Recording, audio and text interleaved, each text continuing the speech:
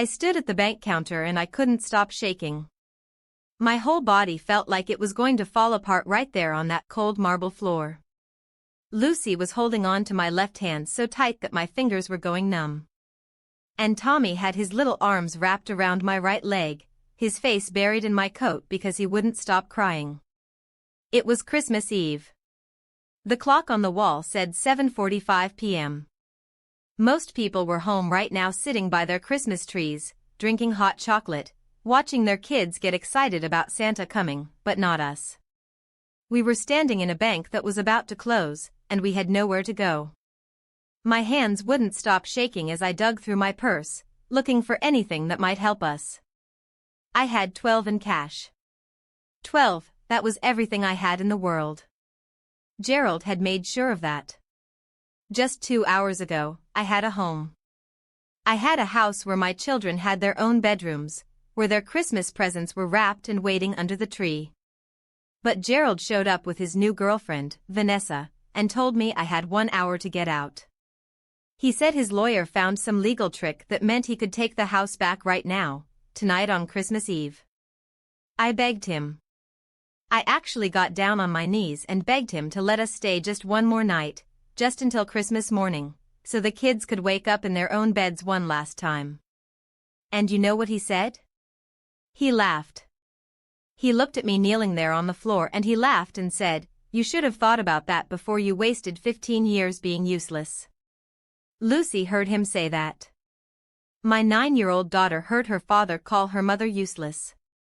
I saw something break in her eyes right then. So, here we were standing in a bank, homeless on Christmas Eve. "Mommy, I'm cold," Tommy whispered against my leg. He was only 6. He didn't understand why Daddy had thrown away all his toys.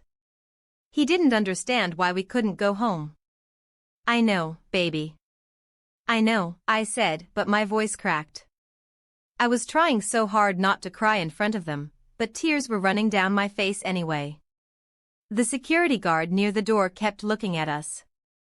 I could tell he felt sorry for us, but sorry doesn't pay for a hotel room. Sorry doesn't feed hungry children. That's when I remembered something. My fingers touched something plastic at the very bottom of my purse in that little pocket I never used. I pulled it out and stared at it. It was an old debit card, the kind that looks worn out because it's been in a purse for years without ever being used. My mother had given this to me 6 years ago, right before she got really sick with cancer. I remember that day so clearly. She was sitting in her hospital bed and she took my hand and pressed this card into it.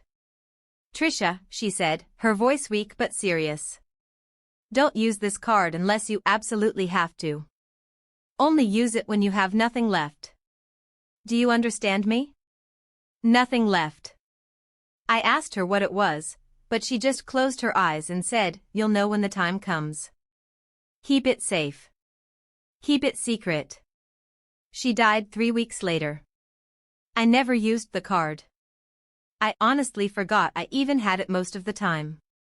But now, standing here with my crying children and nowhere to go, I figured this counted as having nothing left. I walked up to the banker behind the counter. His name tag said Mr. Harold Peterson. He was an older man, maybe in his 60s, with gray hair and glasses. "Excuse me," I said, my voice barely working. "I need to check if this card has any money on it." I handed him the card. My hands were shaking so bad I almost dropped it. Mr. Peterson took the card and looked at it. Then he looked at it again, closer this time. His eyebrows went up. He turned the card over, studying it like it was some kind of puzzle. "1 moment, please," he said quietly. He typed something into his computer. Then he stopped, his fingers hung in the air above the keyboard. He leaned closer to his screen, his eyes getting wider. He typed something else. Then he just stared. The color drained right out of his face. I mean, it literally left his face. He went pale like he'd seen a ghost. "Is something wrong?" I asked. My heart started beating faster. Oh no, what if there was no money? What if this was my last hope and there was nothing there? Mr. Peterson looked up at me. Then he looked at his computer screen, then back at me. His hands started shaking just like mine. "Ma'am," he said, and his voice came out weird and tight. He looked around like he was making sure nobody else could hear. Then he leaned forward across the counter and whispered urgently, almost desperately, "You need to see this right now. Please come with me to my office immediately. Right now." Something in his voice scared me and gave me hope at the same time. Lucy squeezed my hand tighter. "What is it?" I whispered back. "What did you find?" But Mr. Peterson was already coming around from behind the counter. "Please follow me. Bring your children quickly." He started walking fast toward a hallway marked private offices. I stood there for a second, confused and scared, not knowing what to do. Then Mr. Peterson turned around and looked at me with an expression I couldn't quite read. "Ma'am, trust me, you need to see this now." My mind was spinning as I followed Mr. Peterson down that hallway. But while we walked to his office, all I could think about was how different my life used to be. How did I end up here? How did everything fall apart so completely? I met Gerald 17 years ago at a college art show. I was 20 years old, in my third year of graphic design school, and my work was being displayed for the first time. I was so nervous that night, standing next to my paintings, hoping someone, anyone, would say something nice about them. Then Gerald walked up. He was 24, already working in real estate, wearing a suit that probably cost more than my entire semester's tuition. But he didn't act snobby or rich. He stood in front of my favorite painting for almost 10 minutes just staring at it. "This is incredible," he finally said, turning to me with this huge smile. "You made this?" I nodded, too shy to say much. "You're going to be famous someday," he told me.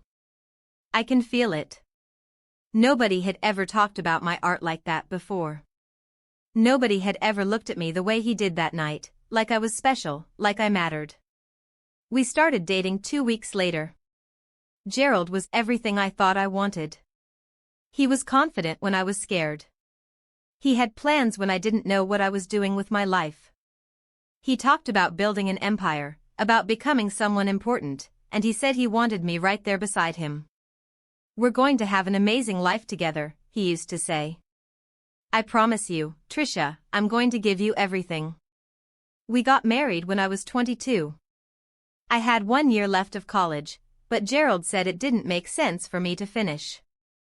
"Why waste time and money on a degree?" he asked. "You're going to be my wife. I'm going to take care of you. You'll never have to worry about anything." It sounded romantic back then. It sounded like love. I dropped out of college 3 months after our wedding. Gerald said we needed to save money because he was starting his own real estate development company. I got a job as a waitress to help pay our bills while he built his business. Then I got pregnant with Lucy. Gerald was happy about it, or at least he seemed happy. "This is perfect," he said. "You can stay home with the baby. That's what's best for children, having their mother at home." So, I quit my job. I became a stay-at-home mom. And honestly, I loved it at first. Lucy was this perfect little baby, and I poured all my creativity into being her mother. I made her baby food from scratch. I decorated her nursery with hand-painted murals. I read her 10 books every night. Gerald's business started doing really well. We moved into a bigger house. He bought a new car. He started wearing more expensive suits and working longer hours. "I'm doing this for you and Lucy," he always said when I complained about him never being home. "I'm building a future for our family." When Tommy came along 3 years later, things got even busier. Gerald was traveling all the time for work. Sometimes he'd be gone for a whole week. I was alone with 2 small kids, managing everything by myself. But I told myself this was normal. This was what wives did. They supported their husbands' dreams. The years went by so fast. Lucy started school. Tommy started school. I volunteered in their classrooms, hosted playdates, baked cookies for every school event. I was the mom who was always there, always helping, always available. But somewhere along the way, Gerald changed. Or maybe he didn't change. Maybe I just finally saw who he really was. He stopped complimenting me. He stopped thanking me for anything I did. When I'd spend all day cleaning the house, he'd come home and point out the one dish I forgot to put away. When I'd cook his favorite meal, he'd eat it without saying a word, then go to his office and close the door. I tried so hard to make him happy. I lost weight. I dyed my hair. I wore the clothes he said looked nice. I agreed with everything he said, but nothing worked. He just got colder and more distant. My mother noticed. About 4 years before she died, she came over for dinner and watched how Gerald treated me. After he left the table without even clearing his plate, she followed me into the kitchen. "Trisha, honey, are you happy?" she asked me quietly. "Of course, Mom," I lied. "Everything's fine." She looked at me with these sad eyes. "You gave up your dreams for him. You gave up your art, your education, your career. What did he give up for you?" I didn't have an answer for that. My mother got sick with cancer not long after that conversation. During her last few years, she kept asking me questions about Gerald, about our marriage, about our finances. I thought she was just worried because she was dying and wanted to make sure I'd be okay. Now I wonder if she knew something I didn't. 6 months ago, Gerald came home on a Tuesday night and said 5 words that destroyed my world. "I want to divorce, Trisha." Just like that. No warning, no discussion. He already had a lawyer. He already had papers drawn up. He'd already been planning this for months, maybe years. "You contributed nothing to this marriage," his lawyer said in court. "You have no job, no income, no assets in your name.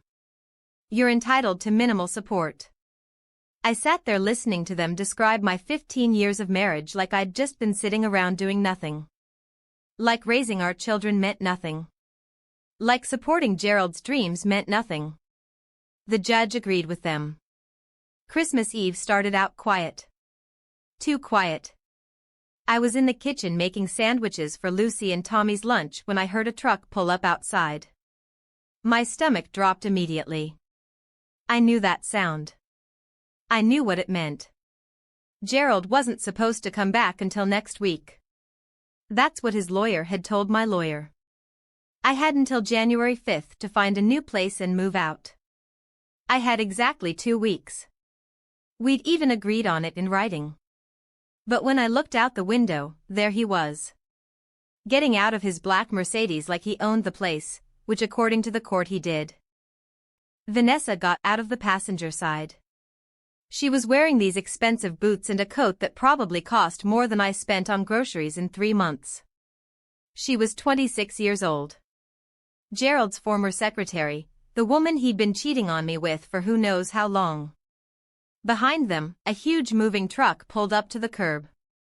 My hands started shaking. No, no, no, no. This wasn't happening. This couldn't be happening. I ran to the front door and opened it before they could knock. "Gerald, what are you doing here? You're not supposed to be here until next week." He smiled. Not a nice smile. A mean one. "Change of plans, Trisha."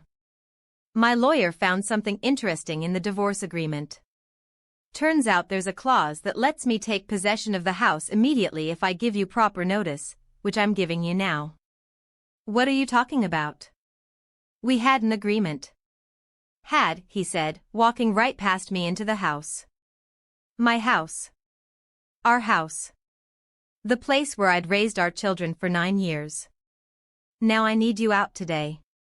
Vanessa followed him inside, looking around like she was already planning how to redecorate everything. She didn't even look at me. I was invisible to her. "Gerald, it's Christmas Eve," I said, trying to keep my voice steady. even though I wanted to scream. The kids' presents are under the tree. Their stockings are hung up. You can't do this today.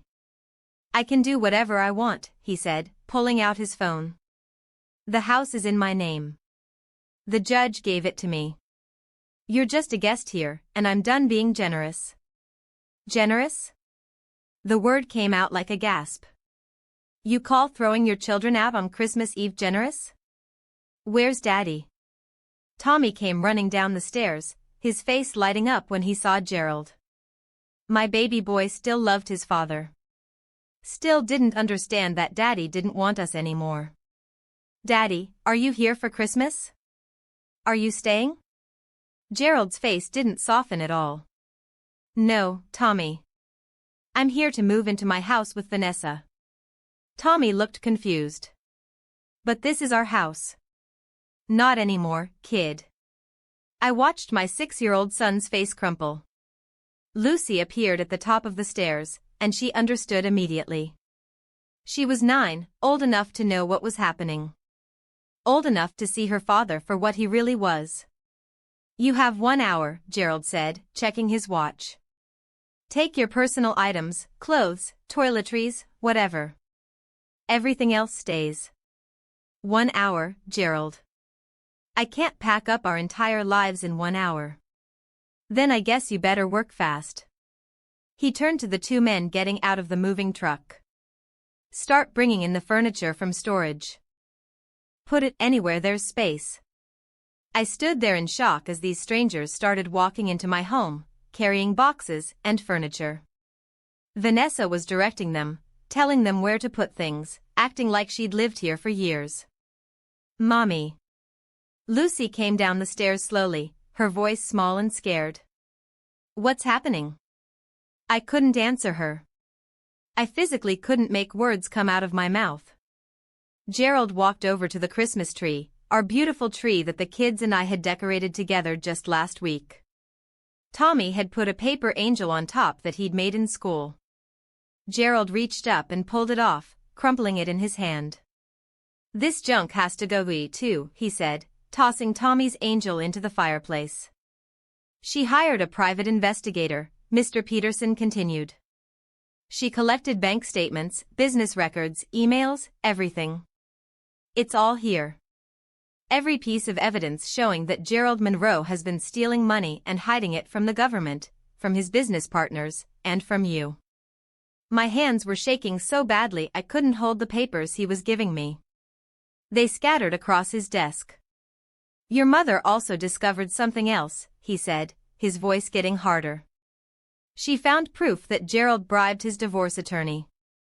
Attorney Bernard Hutchkins received $75,000 from Gerald's hidden offshore account 6 months before Gerald filed for divorce. The money trail is clear. They worked together to make sure you got nothing in the divorce settlement.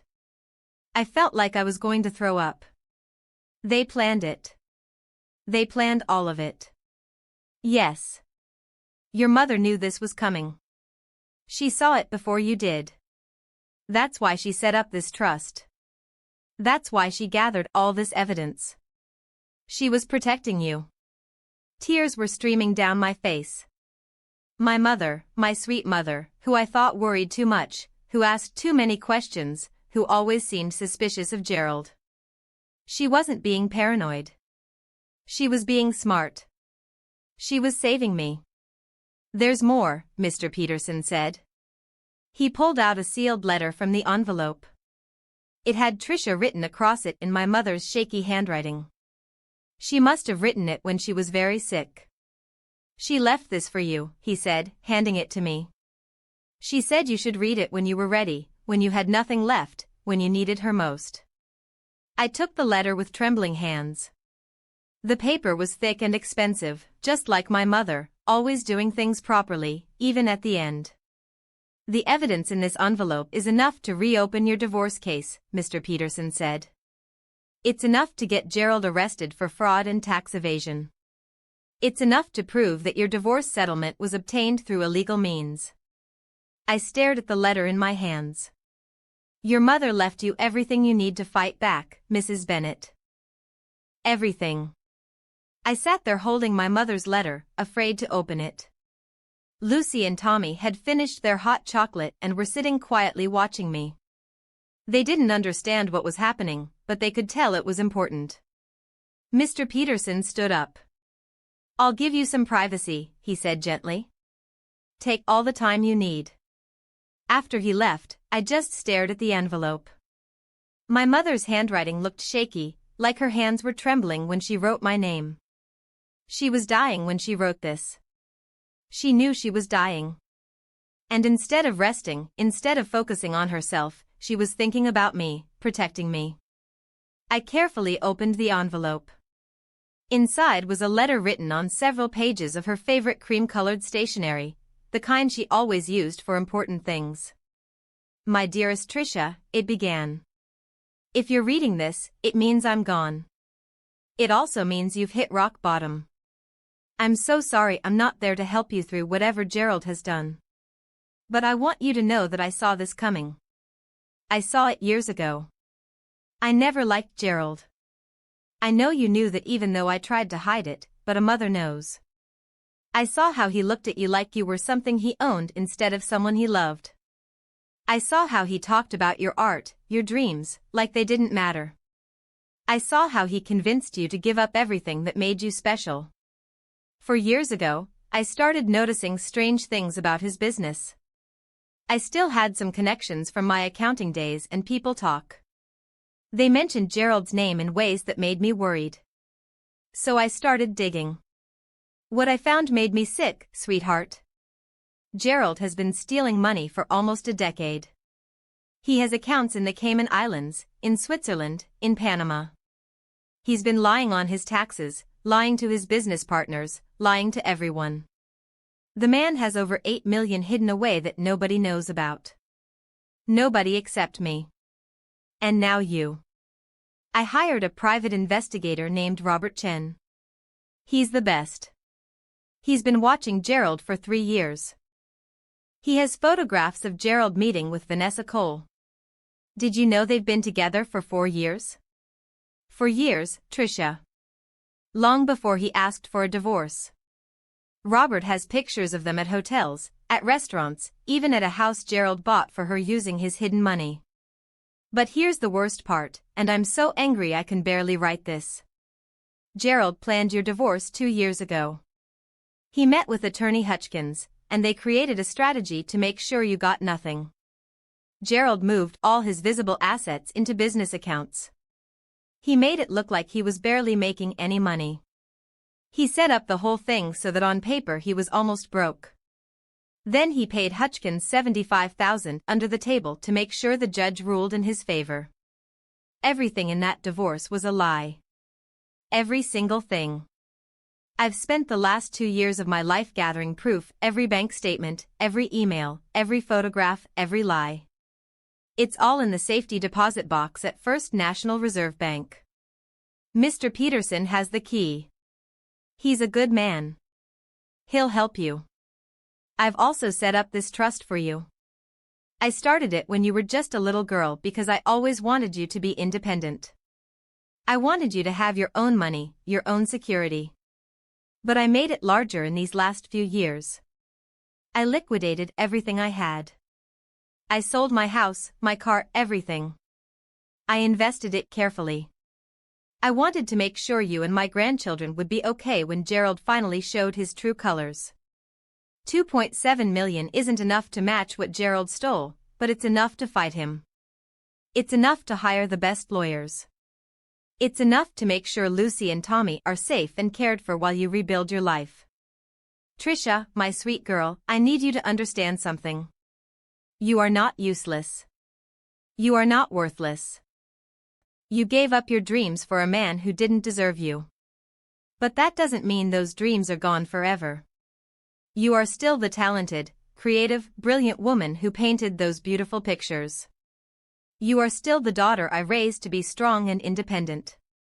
Gerald made you forget who you are. But I never forgot. And I need you to remember now. Use this money. Use this evidence. Fight back. Show him what happens when you hurt a woman whose mother taught her to plan ahead. There's a lawyer I want you to call. Her name is Patricia Howell. I've already talked to her about your situation. She knows everything. She's waiting for your call. Her number is at the bottom of this letter. I'm so sorry I won't be there to see you take Gerald down. I'm sorry I won't be there to watch you become yourself again, but I'll be watching from wherever I end up. And I'll be so proud of you. You are my greatest achievement, Trisha. Not my career, not my savings. You, my beautiful, kind, strong daughter. Now go show the world what you're made of. Take care of Lucy and Tommy. Tell them their grandmother loved them more than anything. And tell them that their mother is a fighter. I love you forever. And always, Mom. P.S. There's one more thing in the safety deposit box. It's a small box wrapped in blue paper. Don't open it until everything is over. Until you've won. It's a gift I was saving for when you found yourself again. I finished reading and the tears came so hard I couldn't breathe. Lucy got up and hugged me. Then Tommy climbed onto my lap. We sat there in Mr. Peterson's office holding each other, crying. But for the first time in 6 months, I wasn't crying because I was scared. I was crying because I finally had hope. 3 days after Christmas, I walked into the law offices of Patricia Howell wearing the only nice outfit I had left. Lucy and Tommy were with my neighbor, Mrs. Chin, who had taken us in on Christmas Eve when she saw us standing outside in the cold. She was a kind woman who asked no questions and gave us her guest room. Patricia Howell's office was on the 20th floor of a building downtown. Everything was glass and steel and expensive looking. The receptionist led me to a conference room where Miss Howell was waiting. She was about 50 years old with gray hair cut short and sharp eyes that looked like they didn't miss anything. She stood up when I came in and shook my hand firmly. "Mrs. Bennett," she said, "your mother told me a lot about you. I'm so sorry for your loss. Margaret was an exceptional woman. You knew my mother." "We were friends for many years," Ms. Howell said, gesturing for me to sit. "She came to me 2 years ago with concerns about your husband. We've been preparing for this moment ever since." I set the manila envelope on the table between us. "Mr. Peterson gave me all of this. I've read through it, but I don't understand all the legal stuff. I just know that Gerald has been lying about everything." Ms. Howell opened the envelope and started going through the documents. Her expression got harder with each page she read. After about 10 minutes, she looked up at me. "This is the most clear-cut case of fraud and corruption I've seen in 20 years, she said. "Your ex-husband is going to prison. Attorney Hutchkins is going to be disbarred and you're going to get everything you deserve. What do we do?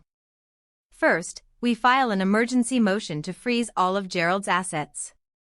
Every account, every property, everything. We do it today before he has a chance to move any more money. Then, we file a motion to reopen your divorce case based on fraud.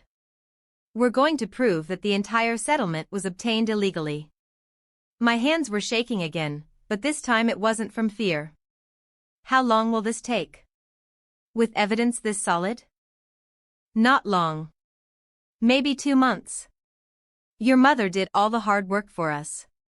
She gift-wrapped this case." Ms. Howell made phone calls right there in front of me. Within an hour, she had filed the emergency motion. By that afternoon, a judge had approved it. Gerald's accounts were frozen. All of them, including the ones he thought nobody knew about. I was at Mrs. Chen's apartment when my phone rang. It was Gerald. I almost didn't answer, but Ms. Howell had told me to record any calls from him, so I hit record and answered. "What did you do?" Gerald was screaming so loud I had to hold the phone away from my ear. "What the hell did you do, Trisha?" "I don't know what you're talking about," I said calmly. Ms. Howell had coached me. "Stay calm. Don't admit anything. Let him talk." "The police were here," he yelled. "They froze all my accounts. They're investigating me for fraud. This is your fault." What did you tell them? I told them the truth, Gerald. The truth? You don't know anything about my business. I know about the 8 million you've been hiding. I know about the offshore accounts. I know about the money you paid Hutchkins to rig our divorce. I know everything. There was silence on the other end. Complete silence. I could hear him breathing hard. That's impossible, he finally said. But his voice was different now, scared. You couldn't have found that. Nobody knows about that. My mother knew. She spent 2 years investigating you. She has bank statements, emails, photographs, everything. She knew you were planning to destroy me, so she made sure I'd have what I needed to fight back. Your mother is dead. Yes, she is. But her evidence isn't. It's all sitting on a judge's desk right now, along with proof that you bribed your lawyer and lied to the court. Gerald started swearing. Words I'd never heard him use before. Threats. Angry, desperate threats about what he was going to do to me. You can't do this to me, he shouted. I'll fight this. I have the best lawyers money can buy. Actually, you don't have any money right now, I said. It's all frozen. And your lawyer, Hutchkins, he's being investigated, too. I don't think he's going to be able to help you anymore. This is because of those brats, isn't it?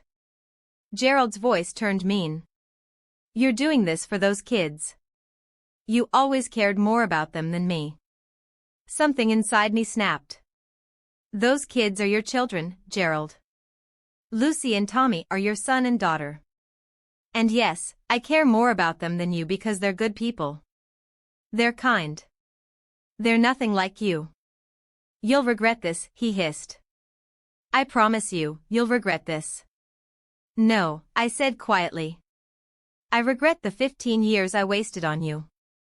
I regret believing your lies. I regret letting you make me feel worthless. But this fighting back, I'll never regret this. I hung up. My hands were shaking so badly I dropped the phone. But I wasn't scared. For the first time since all of this started, I felt strong. 2 hours later, Miss Howell called me. Vanessa Cole just left him, she said, and I could hear the smile in her voice. Apparently, she was only interested in Gerald when he had money. Now that his accounts are frozen and he's facing criminal charges, she's gone. She moved out this afternoon. I should have felt happy about that. But mostly I just felt tired. Good, I said. He deserves to know what it feels like to lose everything. 2 months later, I stood in the same courtroom where Gerald had taken everything from me. But this time was different. This time, I wasn't alone and scared. This time, I had Ms. Howell sitting next to me, and I had my mother's evidence, and I had the truth. Gerald sat on the other side of the room with a court-appointed lawyer. Hutchkins was gone, facing his own criminal charges. Gerald looked terrible. His expensive suit didn't fit right anymore. His face was pale and thin. He wouldn't look at me. The judge was a woman named Judge Anderson. She was about 60 years old with kind eyes, but a stern voice. She'd spent the past 2 months reviewing every piece of evidence my mother had collected.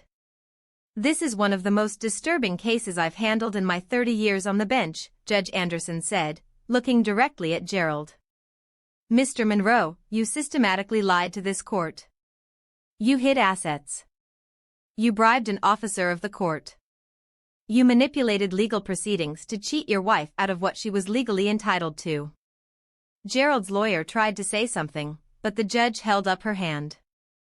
I've reviewed the financial records, the offshore accounts containing over 8 million, the payments to attorney Hutchkins, the house you purchased for Miss Cole using hidden funds, the business expenses you falsified, all of it. She shook her head. You painted yourself as a struggling businessman who could barely afford to support his ex-wife. Meanwhile, you were living a secret life of luxury. I watched Gerald's face turn red. His hands were clenched on the table in front of him. Mrs. Bennett, the judge turned to me. I want to apologize to you on behalf of this court. We failed you. We should have investigated more thoroughly. Your original divorce settlement was a mockery of justice. Thank you, Your Honor, I said quietly. Judge Anderson picked up her papers. Therefore, I am voiding the original divorce settlement in its entirety. Mr. Monroe, you are hereby ordered to pay Mrs. Bennett $5.2 million in restitution. This includes her rightful share of marital assets, alimony for 15 years of marriage, child support, and damages for fraud and emotional distress. $5.2 million. Combined with my mother's trust, that was almost $8 million, more money than I'd ever imagined having. Additionally, the judge continued, I am awarding Mrs. Bennett full custody of Lucy and Tommy Monroe. You will have supervised visitation only pending the outcome of your criminal trial. Gerald stood up suddenly. This is insane. You can't do this. Sit down, Mr. Monroe, Judge Anderson said sharply. I can and I am. You're lucky I can't add jail time to this ruling, but don't worry. The criminal court will handle that part. Gerald's lawyer pulled him back down into his seat. I could see Gerald shaking with anger, but there was nothing he could do. Nothing. This court is adjourned, Judge Anderson said, banging her gavel. Miss Howell hugged me right there in the courtroom. You did it, she whispered. Your mother would be so proud. I couldn't speak. I just cried and nodded. 3 weeks later, Gerald was sentenced to 6 years in prison for tax evasion and fraud. Hutchkins got 4 years for accepting bribes and manipulating court proceedings. Vanessa was never charged with anything, but I heard she moved to another state and changed her name. With the money from the settlement and my mother's trust, I bought a beautiful house in a good neighborhood. It had 4 bedrooms, a big backyard, and a room with perfect light that I turned into an art studio. My art studio. Lucy and Tommy loved the new house.